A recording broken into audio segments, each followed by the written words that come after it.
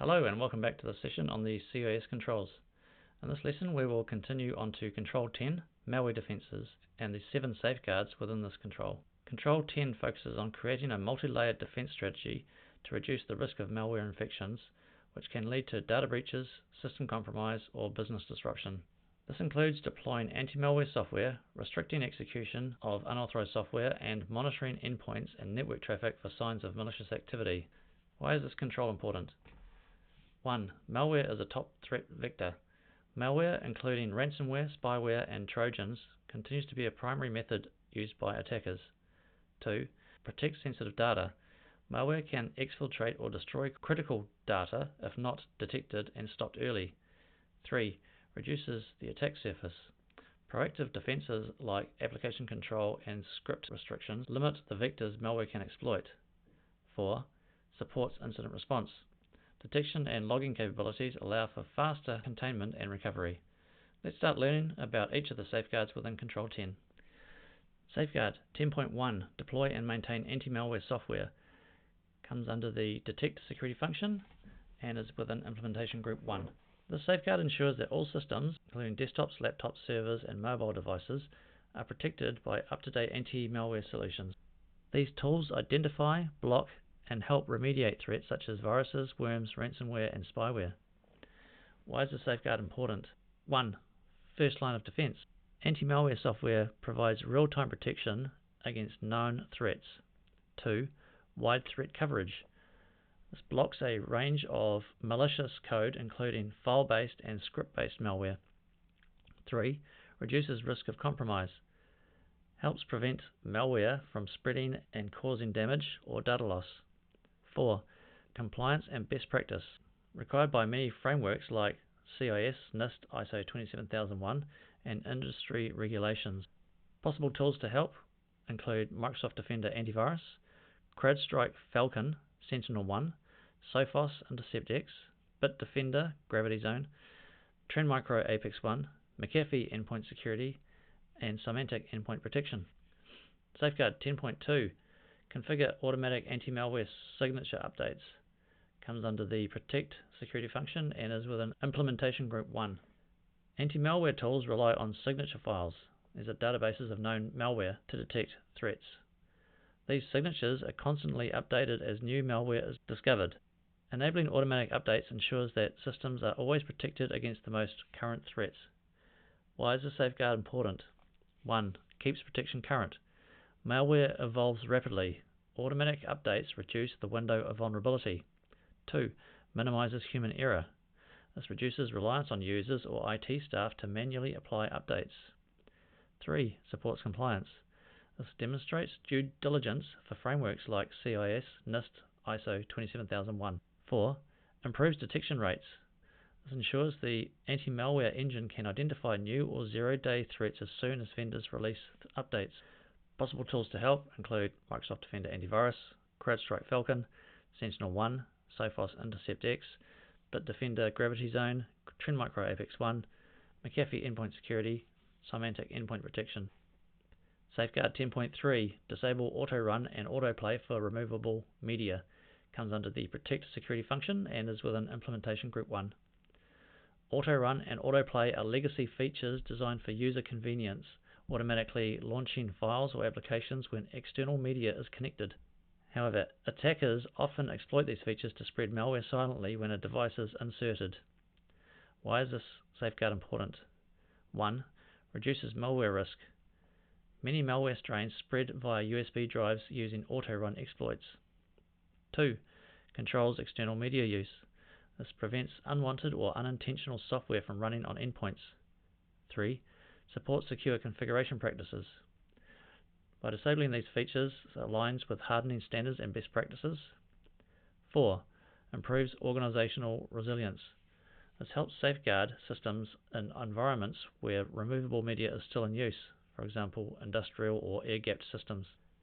Possible tools to help include, for Windows-specific tools, Group Policy Editor or GPO, Microsoft Intune, Microsoft Endpoint Configuration Manager or MECM, and the old version called SCCM, cross-platform or Linux/Mac tools such as JamF Pro for Mac OS, udev rules for Linux, Ansible, Puppet, Chef, security and policy tools such as CIS benchmarks, and endpoint detection and response or EDR tools.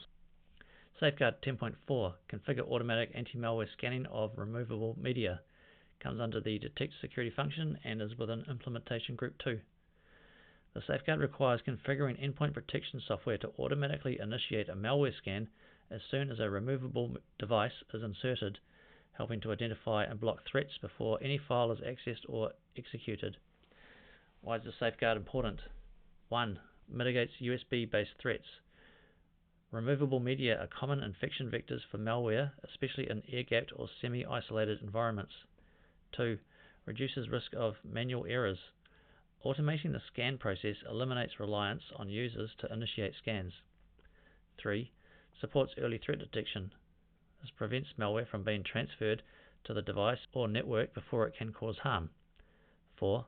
Aligns with compliance and security policies. This demonstrates proactive steps to control media access, often required by frameworks like NIST, ISO 27001, or HIPAA. Possible tools to help include Microsoft Defender Antivirus, CrowdStrike Falcon, Sophos InterceptX, Bitdefender Gravity Zone, Trend Micro Apex 1, McAfee Endpoint Security, Symantec Endpoint Protection. Safeguard 10.5 enable anti-exploitation features.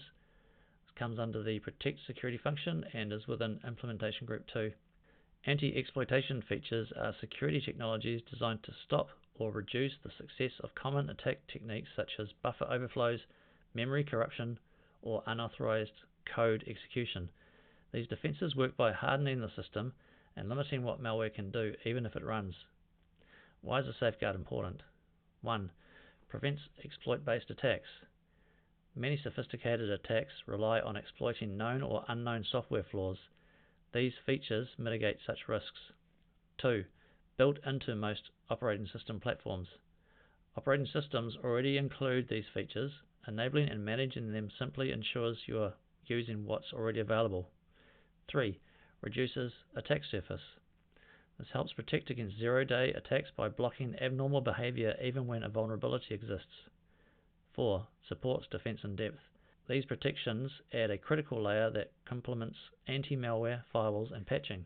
Possible tools to help include Microsoft Data Execution Prevention or DEP, Windows Defender Exploit Guard or WDEG, Microsoft App Locker, Apple System Integration Protection or SIP, Apple Gatekeeper, Linux Exec Shield and ASLR or Address Space Layout Randomization, Host Intrusion Prevention Systems or HIPS, and EDR solutions such as CrowdStrike Sentinel-1, Carbon Black.